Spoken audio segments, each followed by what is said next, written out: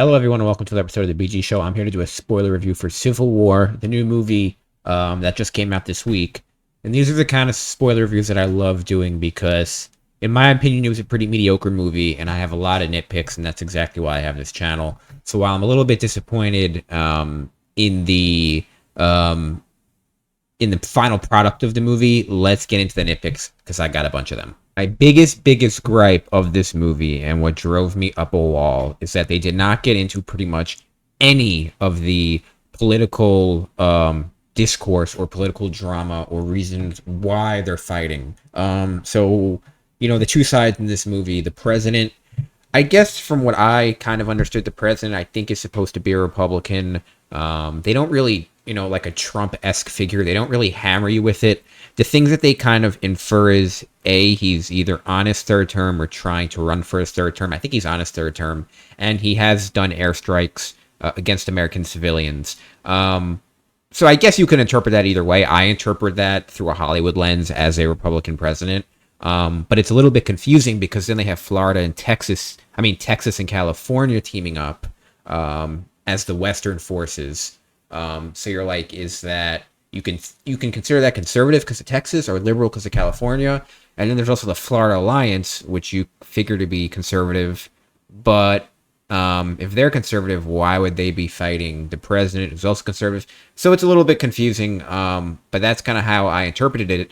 But pretty much other than that, there's no real drama about why they're fighting. So if you're, there's, some good fight scenes, not the best action, but when you're watching these scenes, you're thinking to yourself, really, why are these people fighting? There isn't so much drama in, okay, you see a guy's head get blown off. It's a little bit shocking if that's not your thing, but you still just don't know who to root for. And you could say, oh, they're trying to do a thing where the characters are morally ambiguous, which is usually good. No one's a good guy. Okay, everyone's kind of in the gray.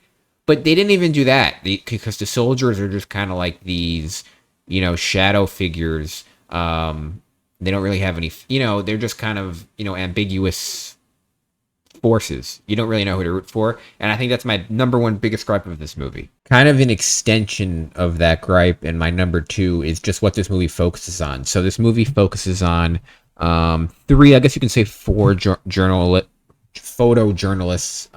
war journalists, whose main goal, I guess you can call them somewhat of adrenaline junkies. Their main goal is to kind of get into these war zones and get the best pictures they can.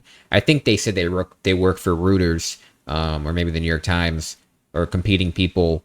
It's a good cast. Kirsten Dunst does a good job. She's believable. The problem I have, though, and I said this in my non-spoiler review, is it reminds me so much of Godzilla or monster movies where you want to be in the conflict, which is the Civil War, but you're constantly with these people and their problems, and it's like, I don't care about Kirsten Dunst's PTSD. That's not the movie that you sold me in the marketing. Similarly, like, I don't care about the humans in Godzilla King of the Monsters when there's a couple getting divorced and they spent like 20 minutes on this divorced couple's marriage problems. I don't care about that. It's a Godzilla movie. So, yeah, that was a big problem for me in this movie. I just... why not have this whole movie be about the Civil War? It just was not interesting enough. It wasn't like politically interesting. I mean, even the political drama in Star Wars and Phantom Menace, I'd say, is more interesting than this. Or even in the third movie with the Trade Federation, looking back on it, there was just no, you could have had so many interesting reasons why they were fighting, whether you made it realistic or just totally made up. I think that was a big mistake. Let's talk about the performances. Like I said, Kirsten Dunst was good. Jesse Plemons, who a lot of people love, he was kind of marketed in the trailers a lot. He did more of a cameo. I actually read that he was cast like a few days before shooting the scene. He was very good. Very tense scene where essentially he is interrogating people, asking what kind of American they are. He goes from person to person. You don't know who he's going to shoot. Goes to one guy. He's Chinese, says Hong Kong. Bang, shoots him. So I thought scenes like that were very good. But the movie, and I guess this is gripe number 3, the movie didn't know what it wanted to be. So you go into the movie, you're figuring, okay, I'm going to get this intense Civil War movie. Then it's like, oh shit, it's a journalism movie. Okay. but then you see people start dying, and I remember I actually took my phone out in the theater and Googled if this was PG-13 or R, because for some reason I thought it was a PG-13 movie, and then I realized, oh shit, this is actually an R movie. Once I started seeing like a lot of blood and stuff, and cursing, so you get a PG-13, a rated R kind of movie, and then you're like, okay, this is gonna be like a bloody, gory, like kind of movie like that, intense, loud guns. But then the movie cuts, after people die, there are some transition scenes where they start playing like this punk rock music, which is how I would describe it. I don't know, I don't even know what the songs are. And you're like, these songs do not match the scene at all, in my opinion. I think whoever picked the music for this movie really did a poor job. So yeah, those are my big gripes of the movie. I don't think it knew what kind of movie it wanted to be. Like I said, it's just bouncing all over the place. And I didn't really love it. Now that I've gone over my gripes, let me put together, let me talk about the things that I did like. I like the sound a lot, which I think you'll hear. I think it might actually get nominated for a few things. This movie was so fucking loud. I had to actually cover my ears for a couple of the shooting scenes. If you've seen Heat, it reminded me of Heat with a lot of the guns and stuff like that. So really, really loud sounds. I like that a lot. I thought it looked cool. You got these very dystopian scenes of Washington that obviously you hopefully wouldn't see in real life, with things on fire. I thought the ending of the movie was pretty cool when they're kind of going after the president. And this kind of leads to my gripe, though, is like all of a sudden at the end of the movie, they put you like into the middle of the Civil War and like going after the president. I'm like, but this wasn't the movie the whole time. Like, what are you doing? Like this whole mission about getting the president.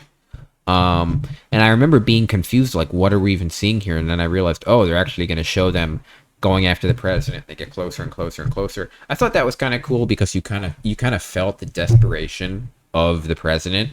You felt him kind of wearing down, and yeah, so I thought that was one of the good parts of the movie. Another good part of the movie I thought was they kind of shat on journalists, which I kind of enjoyed, to be honest. I think journalists have gotten just way out of control, thinking they're high and mighty. I didn't really understand, and maybe I don't know if it's accurate or not. Why, if you're on some secret top mission, you're about to try to kill the president, why would you be concerned at all about journalists? I guess you want things documented.